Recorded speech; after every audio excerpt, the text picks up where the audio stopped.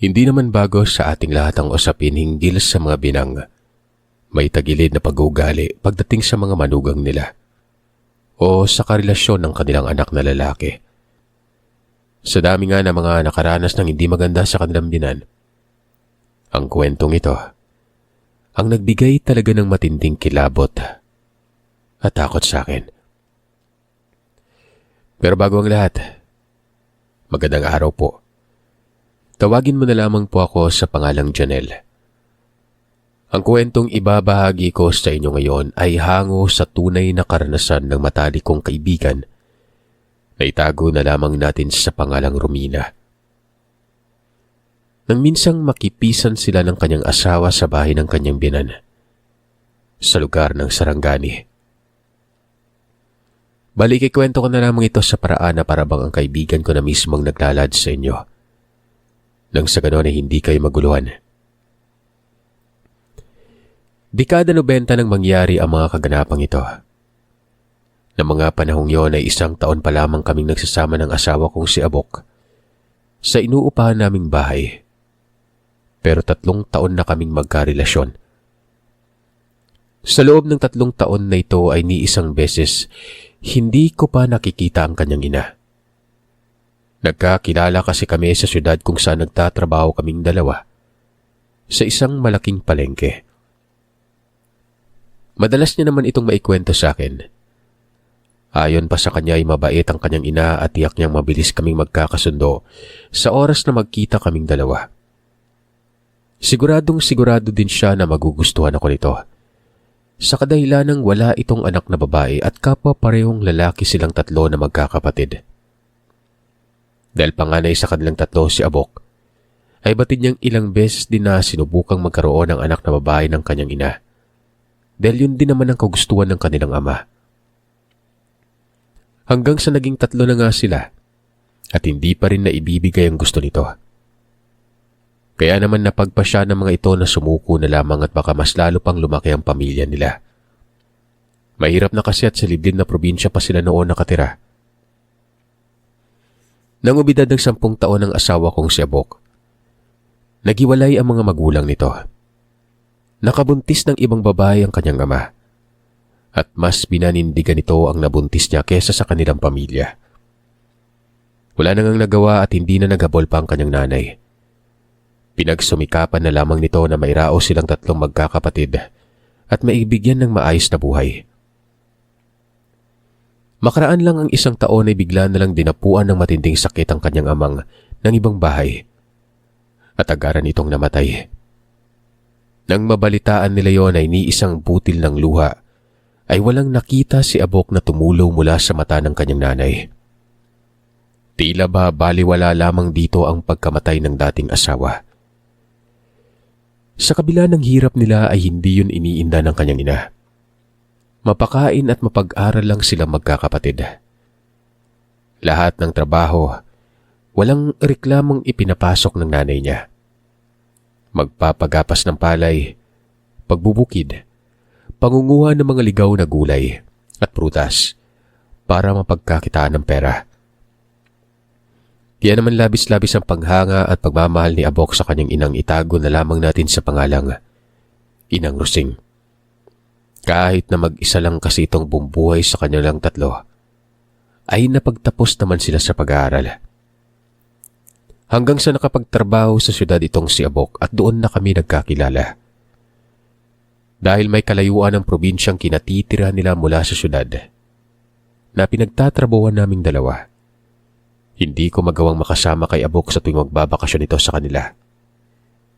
Hindi din naman kasi ganun kalaki ang sinisweldo ko.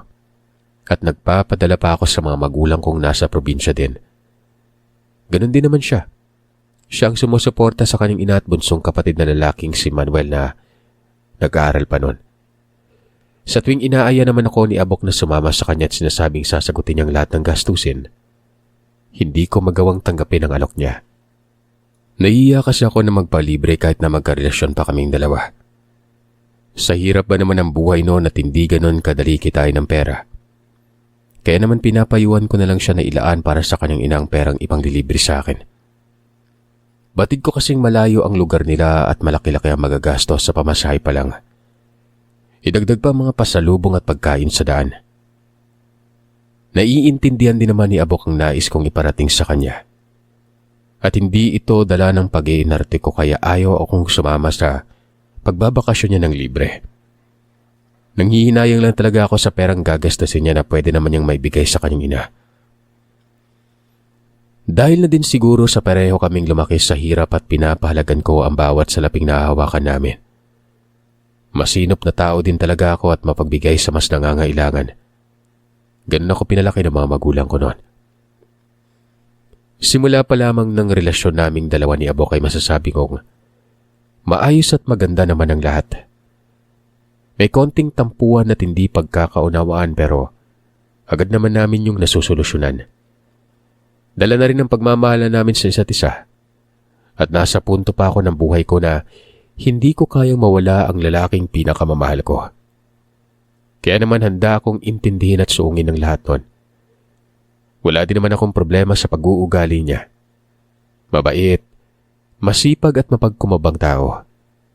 Kung kaya't nung ayain ako nitong magsama na sa bahay na inuupahan niya, hindi na ako nagdalawang isip pa nang sa ganon ay makatipid din ako. Nangungupahan pa lang din kasi ako sa bahay ng katrabaho ko at malaki pang binabayaran ko sa tubig at kuryente. Kahit na dipindot pa lang ang cellphone ko noon. Nung nagsama na nga kami ni Abok, napansin kong halos araw-araw ay tumatawag ang nanay niya. Walang palya. Parati itong nangangamusta at pinapaalalahan ng huwag magpalipas ng gutom ang kanyang anak. Hindi ko naman ito pinag-isipan ng masama dahil alam ko ang pakiramdam ng malayo sa ina. Isa pa, mas natutuwa nga ako dahil nakikita kong malapit talaga silang dalawa. Kahit na magkasama na kami sa isang bahay ay tuloy pa rin ang obligasyon namin sa bawat pamilyang pinagmulan. Nagpapadala pa rin ako sa aking mga magulang. Ganon din naman si Abok. Natigil lamang ang pagpapadala ko nang mapag-alaman kong 3 buwan na akong nagdadalang tao. Habang si Abok naman ay tuloy pa rin ang pagpapadala sa kanyang ina. Hindi ko ito kinontra dahil batid ko naman kung anong responsibilidad niya bilang panganay. Nang malaman nga ng kinakasama ko ang pagdadalang tao ko noon, nagpumilit na itong umuwi kami sa kanilang probinsya para doon kami magpakasal. Nang sa ganoon ay maging legal na ang pagsasama namin. Hindi lang sa mata ng mga tao, kundi pati sa Panginoon. May dagdag ko nga palang relihiyosong tao din ang asawa ko. Wala itong linggo na pinapalampas nang hindi kami nagsisimba. Unang pagsasama pa lamang namin ay nais na sana niya magpakasal kami. Pero hindi kaagad ito natuloy dahil kinakailangan pa namin mag-ipon ng pera noon. At hindi na nga ako nakatanggi pa nang sabihin itong uuwi kami sa probinsyang kinalakihan niya at doon magpapakasal. Buntis na rin naman ako at malaki-laki na ang naipon naming pera. Wala nang dahilan pa para tumanggi at para hindi maging masaya. Yun ang pag-aakala ko. Nung ibalita ni Abok sa kanyang ina ang binabalak nitong pag-uwi sa kanila at ang plano naming pagpapakasal, rinig na rinig ko ang pananabik sa boses ng kanyang nanay. Tuwang-tuwa pa ito at madadagdagan na umano ang kanilang pamilya. Nabuhayan ako ng loob at tumaas ang magiging maayos ang pananatili namin sa kanila. Gusto din kasi ni Abok na doon na ako manganak at magpagaling bago kami muling bumalik sa syudad noon. Nang sa ganoon ay may makakasama din ako at makakatulong sa pag-aalaga na magiging anak namin. Wala namang problema sa akin ito dahil marunong at maayos naman ako makisama. Bago nga kami umuwi sa lugar nila Abok planado at napag-usapan na namin ang lahat noon. Inabot din kami na mahigit 2 araw sa naging biyahe namin sakay ng bus.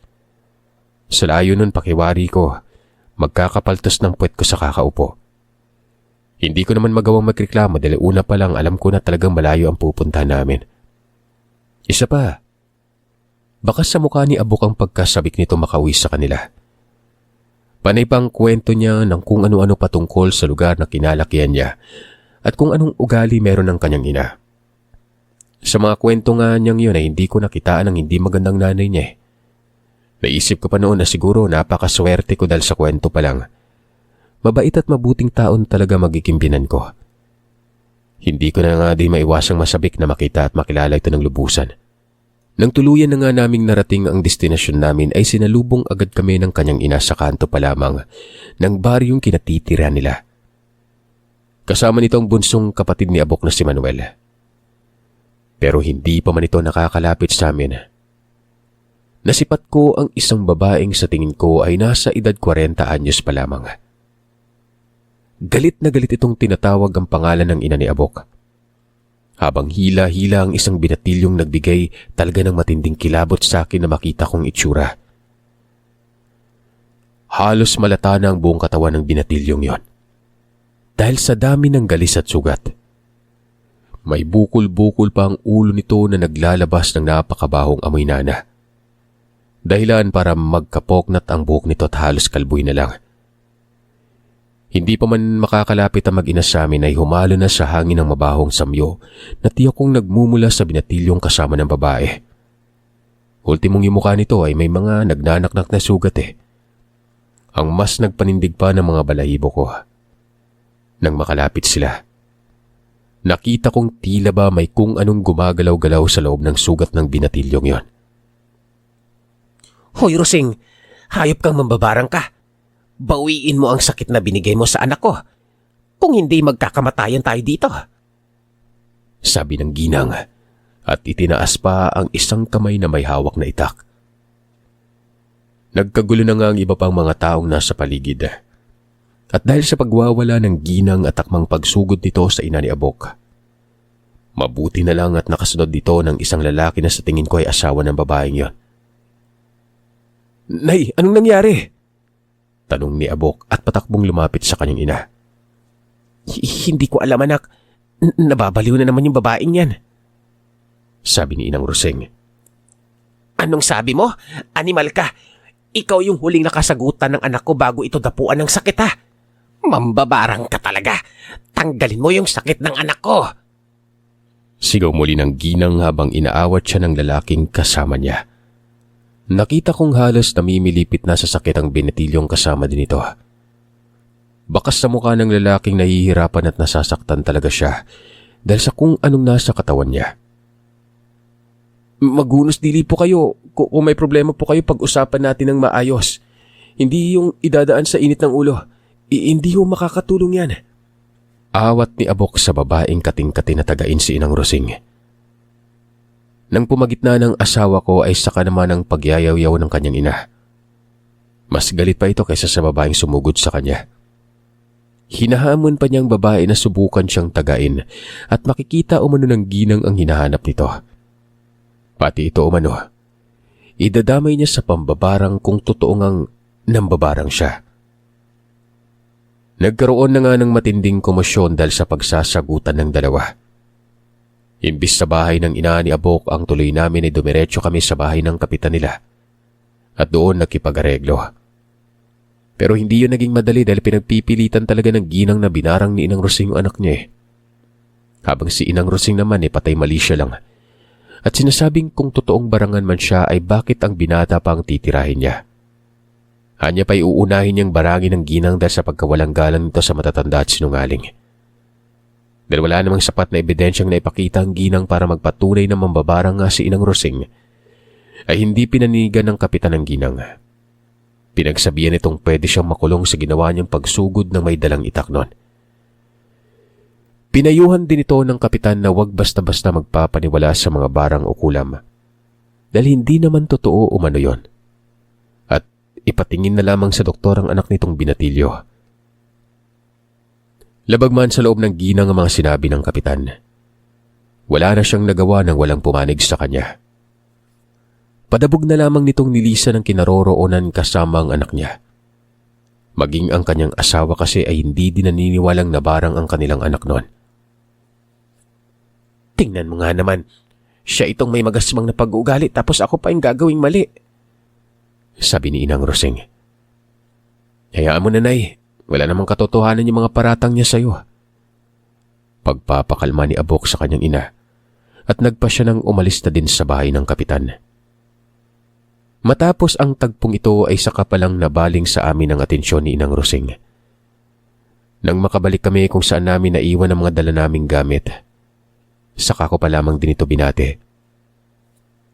Pero nang batiin ko na siya, matalim na tingin lamang mula ulo hanggang paa ang sinagot nito. Napaismid pa na parang masama pa rin ang kalooban. Akmang kukunin ko na din sana ang kanyang kamay para magmano. Pero mabilis na umiwas sa akin at itinuon na ang pansin sa kanyang anak ni si Abok. Ay nako anak, mabuti at nakauwi ka na dito. Salamat at pinagtanggol mo ako sa babaeng yun. Masayang masaya talaga ako. Halika na, naganda ako ng paborito mong pagkain sa bahay.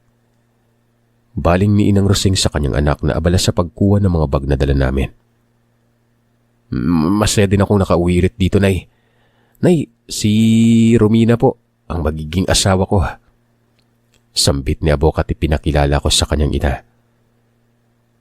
Ngumiting binati ko ito at inilahad ang kamay ko para makipagdaupang palad na lang. Nakaramdam ako ng bagyang pagkahiya nang iwasan niya ako kanina. Ikaw pala si Romina. Hindi kita napansin. Akala ko kung sinong naglalako lang sa daan at kanina pa sunod ng sunod. Natatawang wika nito at itinuro pa ang bag na hawak kong gawa sa bayong. Dahil sa sinabi niyang yun ay napahiya naman ako. Nagtawanan din kasi ang ibang mga taong naroroon kasamang asawa ko. Sabi ko, uso din kasi ito sa syudad para matigil ng pagtawa nila. Ibinaba ko na lang ang kamay ko dahil hindi pa rin ito pinapansin na magiging binan ko. At tila ba ginagawa lamang ako nitong katawa-tawa sa harap ng iba nilang kabaryo. Halika na anak, baka lalamig na yung pagkain niluto ko para sa'yo. Pag-aaya ni Inang Rosing at isinukbit pa ang kamay sa braso ng asawa ko. Saka ito hinila na papalakad. Napasingap na lamang ako't napahugot ng malalim na hininga nang maiwan ako sa likuran nila. Hindi pa naman ganun katanda si Inang Rosing. Nasa mahigit 50 anyos pa lamang ito. Pero halos puti na lahat ng buhok niya. Napag-aakalaan mong nasa edad 70 na. Kulubot na rin yung balat niya. Tanda na batak talaga sa trabaho ng kabataan. Ate, ikaw pala yung mapapangasawa ng kuya ko. Pasensya ka na kay inay. Ganyan talaga yan. Halika na, tulungan na kita dyan sa dala mo. Pukaw sa akin ang bunsong kapatid ni Abok na si Manuel. Wala yun, salamat. Sambit ko pa. At sumunod na sa dalawang naunang naglakad. Tahimik lamang akong nakasunod sa kanilang mag-ina. Pero ng mga sandaling iyon ay pakiramdam ko. Bigla akong naglaho. Tanging ang kapatid ni Abok lang kasi ang pumapansin at nakikipag-usap sa akin noon. Habang ang magiging asawa ko at ang ina nito, abala sa pakikipagkwentuhan. Pinag-uusapan nila ang ginang na sumugod dito. Pagkarating namin sa bahay nila ay saka pa lamang naalala ni Abok na kasama niya ako. Kung hindi pa pinaalala ni Manuel sa kanya, tiyak makakalimutan na ako nito.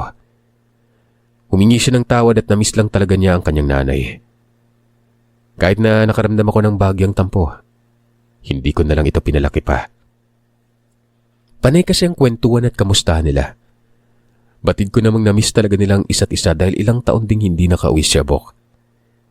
Pero ng mga sandaling yun pa lamang ay ibang-iba na ang Inang Rosing na nakita ko.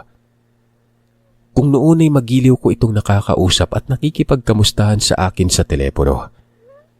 Na mga oras na yun, tila ba hindi ito natutuwa sa presensya ko noon. Yun pa lamang ang unang pagkakataong nagkita kami.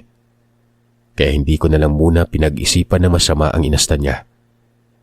Kahit na ang anak niyang si Abok lang ang inaya nitong kumain pagkarating namin sa bahay nila noon. Pero dahil sa asawa kong inuna pa rin akong asikasuin, ay nauna ako nakakain. Hindi na rin ako tumanggi pa sa kadahilanang nagugutom na rin talaga ako noon. Idagdag pang, nagdadalang tao ako kaya naman hindi ko kaya magtiis ng gutom. Matapos akong sandukan ng pagkain ng Abok ay inaya ko na din naman sila. Si Abok lang ang pumansin sa akin. Para bang hindi narinig ni Inang Rosing ang sinabi ko. Nakadalawang subo pa nga lang ako ay narinig ko nang nagsalita ang ina ni Abok noon eh. Ay nako, bilisan mo na anak. Maupo ka na't kumain na at baka maubusan ka pa. Niluto ko ang mga yan para sa'yo, kaya dapat ikaw ang maunang kumain. Wika nito na siyang ikinatigil ko sa pagsubo nun. Bahagya pa akong napaubo ng tila bigla na lang may bumaras sa lalamunan ko. Napatingin talaga ako sa buong mesa nun. Nakita kong sa dami ng pagkain doon. Hindi ko alam kung paano yun nasabi ni Inang Rosing na mauubusan itong si Abok. O nanay, ito na, kakain na po. Salamat po sa inihanda mo ah. Dapat hindi na kayo nag-abala pa. Sagot ni Abok at naupo na sa katabing upuan ko. Kumain ka ng marami. Minsan ka na nga lang makauwi dito hayaan mong pagsilbihan kita anak. Sige, kumain ka na. Wika nito at siya pa mismo ang naglagay ng pagkain sa pinggan ng asawa ko. Habang kumakain ay ramdam na ramdam ko ang matalim at mapanghusgang tingin ni Inang Rosing sa akin. Nang mga sandaling yun nga ay nagdadalawang isip na tuloy ako kung tanggap ba ako doon o dahil lang sa nangyaring pagsugod ng ginang kanina kaya ganun na lamang ang ina ni Abok. Yun nga lang na mga sumunod na araw, ganun pa rin ang pag-uugali na pinapakita sa akin na magiging binan ko. Ramdam na ramdam ko yun lalo na sa pamamaraan ng mga pagpapasaring nito ng salita sa akin. Maging yung mga patutsyada niyang nung siya umano ang nagdadalang tao ay lahat ng gawaing bahay ginagawa niya. Anya pa hindi siya patulog-tulog at walang nagbibigay ng mga pagkaing pinaglilihian niya noon. Siya daw mismo talagang gumagawa ng paraan para makuha ang gusto niyang kainin. Ako daw, isang sabi ko lang sa anak niya, ay gumagawa agad ito ng paraan para maibigay ang pagkaing nais ko. Nasa kasagsagan pa lamang ako ng paglilihi at halos umagang-umaga akong nagsususuka at nahihilo. Kaya naman hindi din ako hinahayaang magkikikilos ni Abok dahil masela ng pagbubuntis ko.